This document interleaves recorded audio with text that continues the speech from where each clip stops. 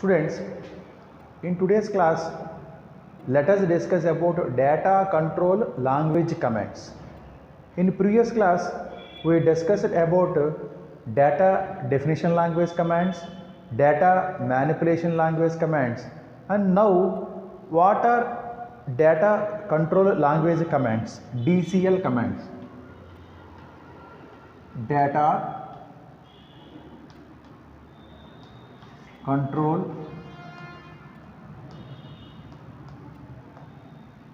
language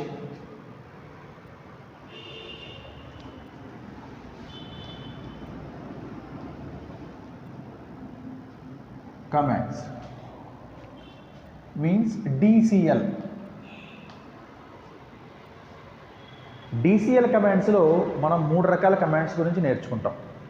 ఒకటి commit, రెండోది roll back, మూడోది సేవ్ పాయింట్.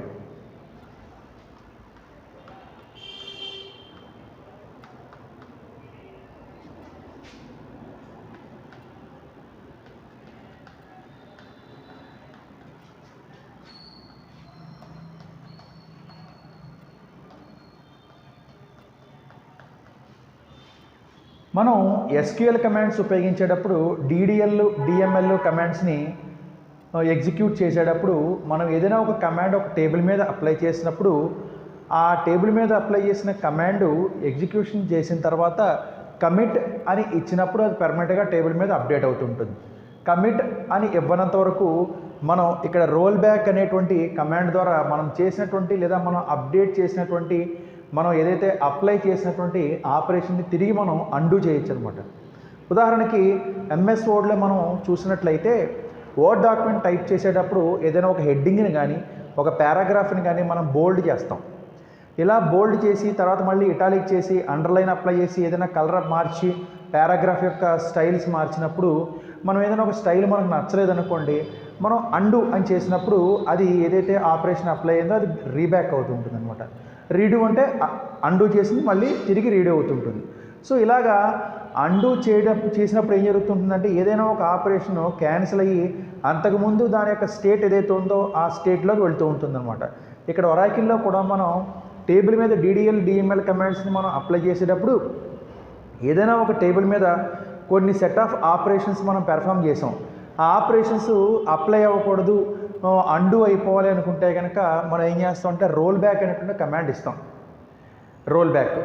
సో ఇలా రోల్ బ్యాక్ అనే కమాండ్ ఇచ్చి ఫైనల్గా మనం కమాండ్స్ అన్ని ఇష్యూ చేసిన తర్వాత ఇంకా ఎగ్జిక్యూషన్ కంప్లీట్ అయిపోయింది, నేను లాగౌట్ అయిపోతున్నాను అనుకునే టైంలో ఏం చేస్తారంటే కమిట్ ఇచ్చుకుంటాం. కమిట్ అనే కమాండ్ అంటే సేవ్ టైప్ అనమాట, సేవ్ కమాండ్ టైప్. మనం వన్స్ ఒకసారి సేవ్ అప్లై చేసినప్పుడు అండూ అప్లై చేయగలుగుతామా? చేయలేము. అంటే పర్మనెంట్గా మనం చేసిన ఆపరేషన్స్ అన్నీ కూడా అప్లై అయిపోతుంటాయి. ఇక్కడ రోల్ బ్యాక్ అనేటువంటి కమాండ్ ఎప్పటి వరకు ఇవ్వచ్చు? కమిట్ ఇవ్వనంత వరకు. వన్స్ ఒకసారి మనం కమిట్ అనేటువంటి కమాండ్ అప్లై చేసామో మనం చేసిన ఆపరేషన్స్ని అండూ చేయడానికి వీలవుదనమాట. మరి మూడోది సేవ్ పాయింట్ అంటే ఏంటి? ఏదైనా ఒక ఆపరేషన్స్ని సీక్వెన్స్ ఆఫ్ ఆపరేషన్స్ మనం పెర్ఫామ్ చేసేటప్పుడు ఒక్కొక్క పాయింట్ దగ్గర మనం మైల్ స్టోన్ లాంటిది పెట్టుకుంటాం అనమాట. అంటే సేవ్ పాయింట్ ఏ, కొన్ని తర్వాత కొన్ని కమాండ్స్ అప్లై చేసాం, సేవ్ పాయింట్ బి, మళ్ళీ తర్వాత కొన్ని కమాండ్స్ అప్లై చేసాం, సేవ్ పాయింట్ సి. ఇలాగే save point A, save point B, save point C అని పెట్టుకున్నప్పుడు రోల్ బ్యాక్ చేస్తే కనుక ఆ రోల్ బ్యాక్ అనేటువంటి మొత్తం రోల్ బ్యాక్ అవ్వక్కర్లేకుండా సేవ్ పాయింట్ సి దగ్గర నుంచి రోల్ బ్యాక్ అయ్యేలాగా, బి దగ్గర నుంచి రోల్ బ్యాక్ అయ్యేలాగా, ఏ దగ్గర నుంచి రోల్ బ్యాక్ అయ్యేలాగా మనం అప్లై చేయొచ్చు అనమాట. అలా కమాండ్ ఇష్యూ చేసుకోవచ్చు. రోల్ బ్యాక్, సేవ్ పాయింట్ అనేటువంటి పర్పస్ అది. ఇప్పుడు ఒక్కో దాని గురించి చూద్దాం. ఉదాహరణకి నేను ఎస్క్యూఎల్లో అప్డేట్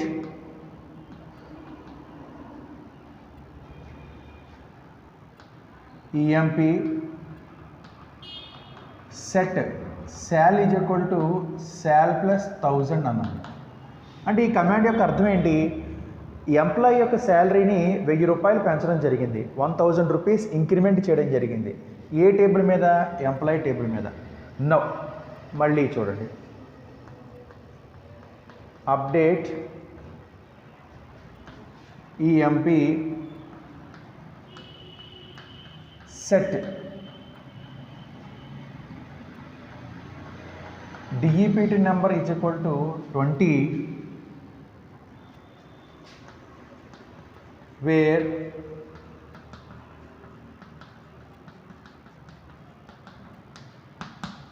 DEPTNY ఈక్వల్స్ టు 10. మూడో కమాండ్ అప్డేట్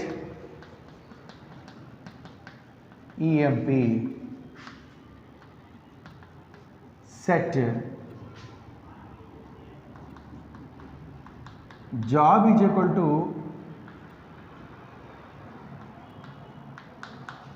manager where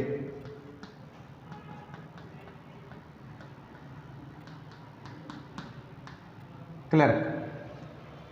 మూడు కమాండ్స్ అప్లై చేయడం జరిగింది ఎంప్లాయీ టేబుల్ మీద. మొట్టమొదట అప్డేటేషన్ ఏం చేశాను నేను, శాలరీ 1000 రూపాయలు పెంచాను. నెక్స్ట్ డిపార్ట్మెంట్ నెంబర్ 10 ఎవరైతే ఉన్నారో వాళ్ళ యొక్క డిపార్ట్మెంట్ నెంబర్ నేను 20 చేయడం జరిగింది. నెక్స్ట్ ఎవరైతే జాబ్ క్లర్క్ కింద పెర్ఫామ్ చేస్తున్నారో వర్క్ చేస్తున్నారో వాళ్ళందరినీ ఎలా మార్చేశాను, మేనేజర్ల కింద మార్చేశాను. ఇప్పుడు ఏంటంటే ఈ అప్డేటేషన్స్ ఏమీ చేయకూడదండి అండ్ క్యాన్సిల్ చేసేయండి అన్నాం అనుకోండి. క్యాన్సిల్ చేసేయాలనుకుంటే కనుక role back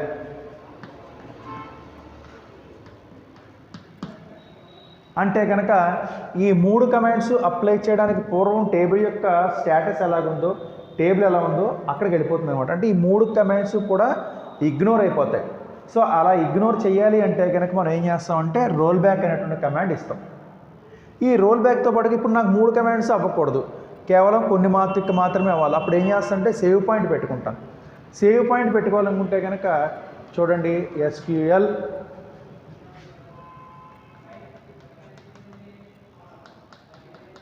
save point A, SQL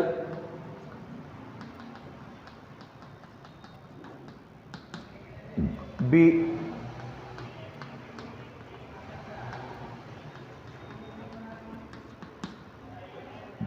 save point C. ఇక్కడి నుంచి ఇదంతా సేవ్ పాయింట్ A, ఇదంతా save point B. Save point A అంటే ఎంతవరకు వస్తుంది, ఇగో ఇదంతా వస్తుంది, ఎక్కడి నుంచి ఇదంతా వచ్చేస్తుంది.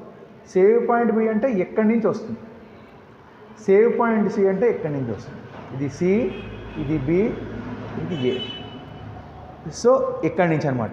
నేనేం చేశాను, ఇక్కడ SQL దగ్గరికి వచ్చి రోల్ బ్యాక్ C అన్నాను. రోల్ బ్యాక్ C అంటే C ఎక్కడి నుంచి ఉంది, ఎక్కడి నుంచి ఉంది. ఈ సేవ్ పాయింట్ C ఎక్కడి నుంచి రోల్ బ్యాక్ అవుతుంది అనమాట, ఎక్కడి నుంచి అండు అవుతుంది. ఎందుకంటే ఇక్కడ సేవ్ పాయింట్ పెట్టాను కదా నేను. అలా కాకుండా SQL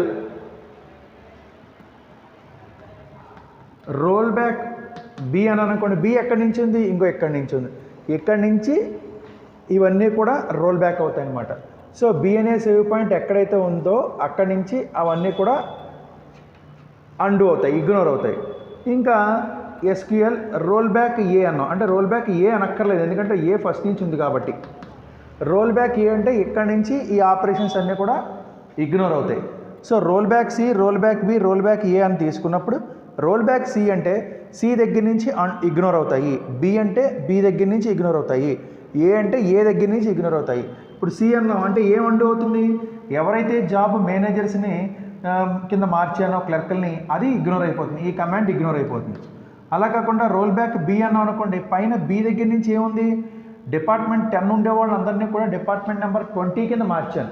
సో అది ఇగ్నోర్ అవుతుంది రోల్ బ్యాక్ టు B అన్నప్పుడు. అది ఇది కూడా ఇక్కడి నుంచి ఏవైతే ఉన్నాయో అవన్నీను, అంటే ఈ కమాండ్ కూడా B ఇక్కడి నుంచి ఉంది కదా, ఇంకో ఇవన్నీ కూడా.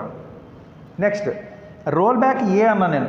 A అంటే ఇంకో ఇక్కడ ఏ దగ్గర నుంచి ఏమున్నాయి, ఇది ఉంది, ఇది ఉంది, ఇది ఉంది, ఇది ఒక్కటే కాదు. సో A తర్వాత సేవ్ పాయింట్ A పెట్టిన తర్వాత ఏవైతే నువ్వు ట్రాన్సాక్షన్స్ పెర్ఫామ్ చేసావో అవన్నీ కూడా ఇగ్నోర్ అయిపోతాయి.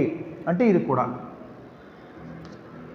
అంటే ఇక్కడ చూడండి, ఎవరైతే శాలరీ మనం 1000 ఇంక్రిమెంట్ చేసామో ఆ 1000 ఇంక్రిమెంట్ చేసిన కమాండ్ తర్వాత డిపార్ట్మెంట్ నెంబర్ ఎవరైతే అప్లై చేసామో ఇది ఈ మూడు కమాండ్స్ కూడా ఇగ్నోర్ అయిపోతాయి ఇక్కడి నుంచి. సో రోల్ బ్యాక్ యొక్క పర్పస్ అది. ఓకే, రోల్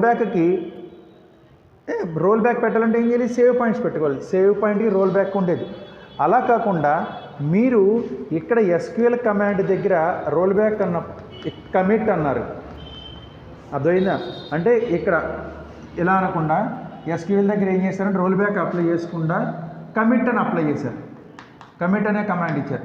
కమిట్ అంటే అర్థం ఏంటి? సేవ్ అయిపోయింది, సేవ్ చేసేసాం. సేవ్ చేసేసిన తర్వాత ఇంకా అండూ చేయడానికి వీలవదు అనమాట. ఇన్ కేస్ మీరు ఇక్కడ రోల్ బ్యాక్ అన్నా సరే అవ్వదు, ఎందుకంటే కమిట్ అంటే permanent save.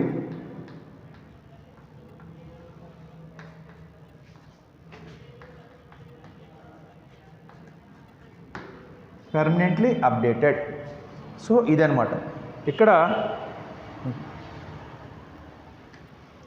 So save point A, save point B, save point C. So commit అనేటువంటి కమాండ్ ఎప్పుడైతే అప్లై చేసామో ఆ కమిట్ అనే కమాండ్ పర్మనెంట్గా సేవ్ చేసేస్తుంది అనమాట. సేవ్ చేయడం వల్ల ఏమవుతుంది? తిరిగి రోల్ బ్యాక్ చేయడం అవదు. So this is DCL commands, data control language commands. Very very important thing you have to remember is DDL, DML, DCML commands వస్తే తప్ప ఒరాకిల్లో మనం ఎటువంటి ప్రాక్టికల్స్, ఎటువంటి ఎక్స్పెరిమెంట్స్ కూడా మనం చేయలేము. ఖచ్చితంగా DDL కమాండ్స్లో create, alter, DAC, drop 4 commands వచ్చి తీరాలి విత్ సింటాక్సెస్. DML కమాండ్స్లో సెలెక్ట్, ఇన్సర్ట్, అప్డేటు, డిలీట్ ఈ 4 కమాండ్స్ పర్ఫెక్ట్గా రావాలి. DCL కమాండ్స్ అనేటువంటి మనం తక్కువగా వాడతాం, ఎందుకంటే సాధారణంగా రోల్ బ్యాక్ అని చెయ్యం. ప్రతిసారి కూడా మనం ఎక్స్పెరిమెంట్ కంప్లీట్ అయిపోయిన తర్వాత అంటే updated sequence of operations complete చేసిన తర్వాత మనం కమిట్ అనేటువంటి కమాండ్ ఇష్యూ చేసుకోవాలి. అలా ఇష్యూ చేయడం వల్ల ఇక్కడ పర్మనెంట్గా సేవ్ అవుతుంటుంది అనమాట. అర్థమైందండి? So this is about DCL commands. Now ఇప్పుడు మనం టేబుల్లో అంటే ఎగ్జాంపుల్స్ టేబుల్స్ ఏమేమి ఉపయోగిస్తాము ప్రాక్టికల్స్కి వచ్చేసరికి, వాటిలో మనం ఎటువంటి రికార్డ్స్ ఇన్సర్ట్ చేస్తాం అంటే ఒకసారి ఇప్పుడు మనం చూడడం జరుగుతుంది.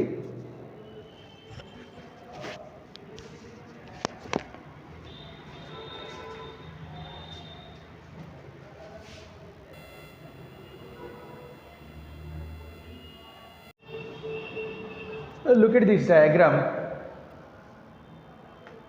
ఇందులో మనం ప్రాక్టికల్స్కి వచ్చేసరికి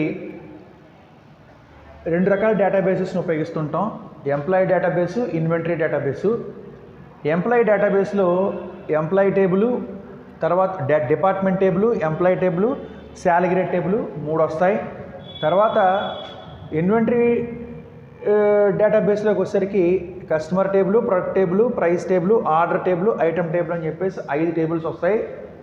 దీంట్లో ఎంప్లాయీ డేటాబేస్లో మొట్టమొదటిది డిపార్ట్మెంట్ టేబుల్ అనమాట. డిపార్ట్మెంట్ టేబుల్లో డిపార్ట్మెంట్ నెంబరు అంటే డిపార్ట్మెంట్ నేము, తర్వాత లొకేషను 3 ఇన్సర్ట్ చేయడం జరుగుతుంటుంది ఈ టేబుల్లో. అంటే ఏ డిపార్ట్మెంట్స్ మనం తీసుకుంటున్నామో దాని యొక్క డిపార్ట్మెంట్ నెంబర్ ఏంటి, అది ఎక్కడుంది, లొకేషన్, ఈ 3 కూడా ఫీల్డ్స్ దీంట్లోకి వస్తాయి డిపార్ట్మెంట్ టేబుల్లో. ఇందులో డిపార్ట్మెంట్ నెంబర్ అనేటువంటిది ప్రైమరీ కీ ఉంది. ఇంకా ఎంప్లాయీ టేబుల్లోకి వచ్చేసరికి employee number, employee name, job, hire date, salary, commission, department number. Employee number అంటే ప్రతి ఎంప్లాయీకి కూడా ఒక నెంబర్ అసైన్ చేయడం జరుగుతుంటుంది. ఎంప్లాయీ నేమ్ అంటే ఎంప్లాయీ యొక్క నేమ్ ఇక్కడ ఇస్తాం. జాబ్ అతను ఏ డిజిగ్నేషన్తో అయితే ఆ వర్క్ చేస్తున్నాడో ఆ డిజిగ్నేషన్ ఇక్కడ స్పెసిఫై చేస్తాం. ఉదాహరణకి clerk, assistant manager, steno, administrator ఇలాంటిది అనమాట. హైర్ డేట్ మీన్స్ అతను ఏ రోజైతే జాయిన్ అయ్యాడో ఆ జాయిన్ అయినటువంటి డేట్ని ఏమంటామంటే హైర్ డేట్ అంటాం. తర్వాత శాలరీ, అతనికి ఎంతైతే శాలరీ మనం అలాట్ చేసామో శాలరీ ఇక్కడ స్పెసిఫై చేస్తాం. And next one is commission. శాలరీకి సంబంధించి కమిషన్ అనేది ఉంటుందన్నమాట, ఆ కమిషన్ ఇక్కడ ఇన్సర్ట్ చేస్తాం. Next one is department number. Employee అనేవాడు ఏ డిపార్ట్మెంట్కి సంబంధించిన వాడు ఆ డిపార్ట్మెంట్ యొక్క నెంబర్ని మనం ఇక్కడ ఇవ్వడం జరుగుతుంటుంది అనమాట. డిపార్ట్మెంట్ నెంబర్ ఇది ఇక్కడ ఫారెన్కి అవుతుందండి, ఫారెన్కి అవుతుంది. ఫారెన్కి అంటే ఇందులో ఎంటర్ చేసే ప్రతి డిపార్ట్మెంట్ నెంబరు ఈ డిపార్ట్మెంట్ నెంబర్ ఎక్కడైతే ప్రైమరీకి ఉందో దాంట్లో రెఫర్ చేసుకుంటూ వెళ్తుంటుంది అనమాట. అంటే ఎంప్లాయీ టేబుల్లో ఎంటర్ చేసే ప్రతి డిపార్ట్మెంట్ నెంబర్ కూడా దేంట్లో అయి ఉండాలి, డిపార్ట్మెంట్ టేబుల్లో ఉండేటువంటి డిపార్ట్మెంట్ నెంబర్ అయి ఉండాలి. సో ఇక్కడ ఇందులో ఎంటర్ చేసే ప్రతి డిపార్ట్మెంట్ నెంబరు ఖచ్చితంగా ఇందులో ఉండే డిపార్ట్మెంట్ నెంబర్ అయ్యిందా లేదా చెక్ చేసుకుంటుంది అనమాట. So this is it refers primary key in department table. Employee టేబుల్లో ఎంటర్ చేసే ప్రతి డిపార్ట్మెంట్ నెంబర్ దేంట్లో అయి ఉండాలి, ఎంప్లాయీ డిపార్ట్మెంట్ టేబుల్లో ఉండేటువంటి డిపార్ట్మెంట్ నెంబర్ అయి ఉండాలి. ఇంకా నెక్స్ట్ శాలరీ గ్రేడ్. ప్రతి శాలరీకి కూడా ఒక గ్రేడ్ అనేది ఇవ్వడం జరుగుతుంటుంది. అంటే రేంజ్ ఆఫ్ శాలరీ ఇప్పుడు 10,000 నుంచి 15,000 దాకా గ్రేడ్ ఏ, 15,000 తర్వాత నుంచి 20,000 దాకా బి, 20,000 తర్వాత నుంచి 25,000 దాకా సి. ఇలాగా ఒక పర్టికులర్ రేంజ్ ఆఫ్ శాలరీ మధ్యన ఉండేటువంటి శాలరీస్ కంటే ప్రతిదానికి కూడా ఒక గ్రేడ్ ఇవ్వడం జరుగుతుంది. అది గ్రేడ్ టేబుల్ అనమాట. ఇందులో ఇది ప్రైమరీకి కింద తీసుకోవచ్చు మనం, primary key. Okay. And next one is, ఇదంతా కలిపి ఒక డేటాబేస్. ఇది వేరే డేటాబేస్. ఈ డేటాబేస్ని ఏమన్నా అంటే ఇన్వెంటరీ డేటాబేస్ అన్నాం. ఇన్వెంటరీ డేటాబేస్లోకి వచ్చేసరికి customer table, product table, price table, order table, item table అని చెప్పేసి 5 టేబుల్స్ వస్తాయి. ఒక కస్టమరు ఒక ఐటమ్ని పర్చేజ్ చేయడం కోసం, అదే ఒక ప్రొడక్ట్స్ని మీద ఆర్డర్ ప్లేస్ చేసి ఆ ప్రొడక్ట్స్ని పర్చేజ్ చేసుకోవడానికి కావాల్సిన ఇన్వెంటరీ డేటాబేస్ అంతా కూడా ఇక్కడ స్పెసిఫై చేయడం జరిగింది. కస్టమర్ టేబుల్ తీసుకోండి. కస్టమర్కి సంబంధించిన ఇన్ఫర్మేషన్ దీంట్లో మెయింటైన్ చేయడం జరుగుతుంటుంది. అంటే కస్టమర్ యొక్క ఐడి, కస్టమర్ యొక్క నేము, తర్వాత అతని యొక్క అడ్రస్, ఆ తర్వాత సిటీ, అతను ఏ సిటీకి సంబంధించిన కూడా సిటీ డీటెయిల్స్ ఇందులో వస్తాయి. ఇందులో కస్టమర్ ఐడి అనేటువంటిది ప్రైమరీకే అవుతుంది.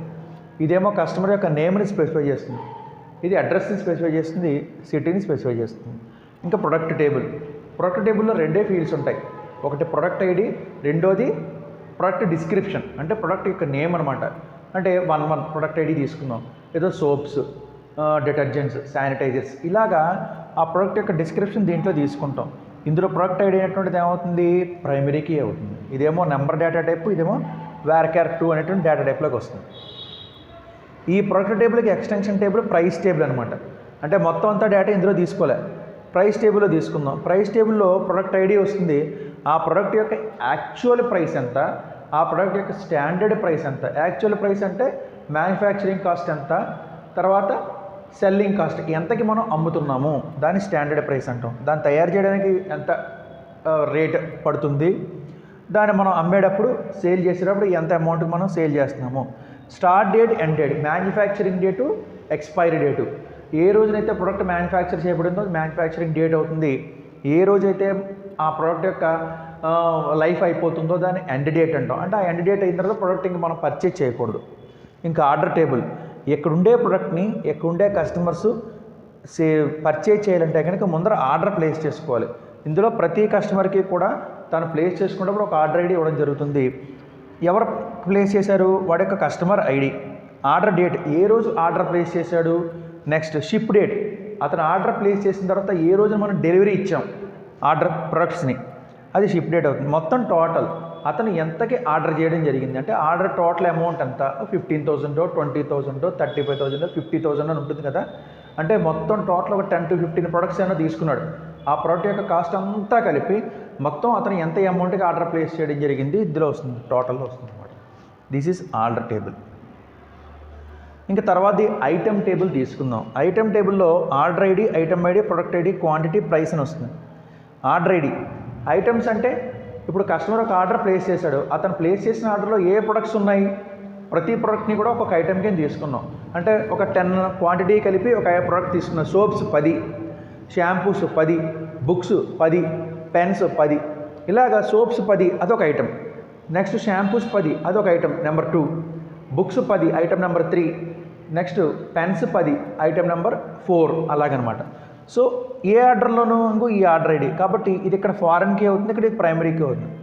ఐటమ్ ఐడి అంటే అర్థం ఏంటంటే ఏ ఐటమ్ని ఐటమ్ నెంబర్ ప్రతిదానికి కూడా కౌంట్ ఇస్తాం. ఫస్ట్, సెకండ్, థర్డ్, ఫోర్త్, ఇలా 10 ఐటమ్స్ తీసుకున్నానుకోండి 10 నెంబర్స్ ఇస్తాం. ఏ ప్రొడక్ట్ని తీసుకున్నాడు, ఐటమ్ ఐడి వేరు, ప్రొడక్ట్ ఐడి వేరు. ఐటమ్ ఐడి అంటే సీరియల్ నెంబర్ లాంటిది అనమాట. అంటే ఒక పట్టీ తీసుకున్నాం అనుకోండి, దాంట్లో 10 ఐటమ్స్ ఉన్నాయి. ఫస్ట్ ఐటమ్ ఏంటండి, సెకండ్ ఐటమ్ ఏంటి, థర్డ్ ఐటమ్ ఏంటి. ఫస్ట్ ఐటమ్ ఏమో సోప్స్ అండి, సెకండ్ ఐటమ్ ఏమో షాంపూస్ అండి, థర్డ్ ఐటమ్ ఏమో బుక్స్ అండి, ఫోర్త్ ఐటమ్ ఏమో పెన్స్ అండి అంటాం.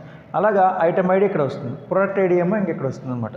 క్వాంటిటీ, ఒక్కొక్క ప్రోడక్ట్ ఎన్ని క్వాంటిటీ తీసుకున్నారు, 10, 20, 50, ఆ టోటల్ క్వాంటిటీ ఆఫ్ ప్రోడక్ట్ అనమాట. ప్రైస్, ఆ ఐటమ్ యొక్క ప్రైస్ ఎంత. ఇలా వీడు 10 ఐటమ్స్ తీసుకున్నాడు, 10 ఐటమ్స్ యొక్క టోటల్ కలిపి ఈ టోటల్ అవుతుంది అనమాట. ఇది ఇన్వెంటరీ డేటాబేస్ అవుతుంది. ఈ ఎంప్లాయీ డేటాబేస్, ఇన్వెంటరీ డేటాబేస్ని రెండింటిని మనం ప్రాక్టికల్స్లో అంటే ఒరాకిల్లో ఫర్దర్గా మనం relational operators, logical operators, sub queries, string functions, mathematical functions, తర్వాత మళ్ళీ date and time functions, views, sequences, synonyms, stored procedures, వాటిల్లో ఈ రెండు డేటాబేస్ని ఉపయోగించి మనం క్వరీస్ని వాటిని ఎగ్జిక్యూట్ చేస్తాం. కాబట్టి you should note the both databases on a book for further experiments. Thank you.